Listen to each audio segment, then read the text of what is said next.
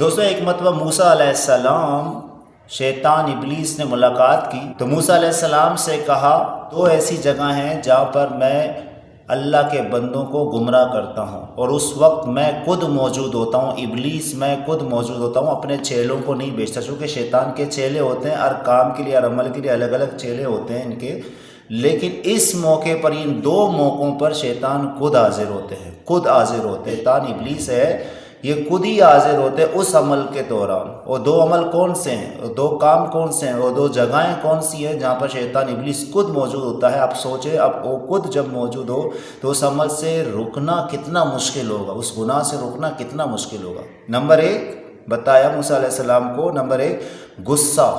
جب بندہ غصے کی حالت میں ہوتا ہے تو اس وقت میں اس کے پاس ہوتا ہوں۔ اب آپ دیکھیں نا، غصے میں انسان کنٹرول ہی نہیں کر پاتا، اور لوگ کیا کہتے ہیں، اور نیک جو لوگ بندے ہوتے ہیں وہ کہتے ہیں بھائی اعوذ باللہ من الشیطان الرجیم پڑھو۔ بھائی کیوں اعوذ باللہ پڑھے؟ کیونکہ شیطان ابلیس خود موجود ہوتے ہیں وہاں پر، ہمیں اللہ کی پناہ لازمی ہے اس وقت غصے میں۔ اور نمبر دو، جب کوئی غیر محرم کے پاس بیٹھتا ہے، بات کرتا ہے یا اٹھتا بیٹھتا یا وہ ایک ماحول بناتا ہے اکیلے میں، تو اس وقت ابلیس کہتے ہیں میں خود موجود ہوتا ہوں ان کے درمیان، ان کے دلوں میں فتور ڈالنے کے لیے، نفسانی خواہشات کے لیے اور بہت سے ایسی سوچوں کے لیے۔ تو کوئی پرہیز ہی نہیں کر پاتا، ان کی سوچ کنٹرول ہی نہیں ہوتی، کیونکہ ابلیس خود موجود ہوتے ہیں۔ تو اللہ کی پناہ، اعوذ باللہ من الشیطان الرجیم، اللہ کے سوا کوئی پناہ دینے والی ذات نہیں ہے۔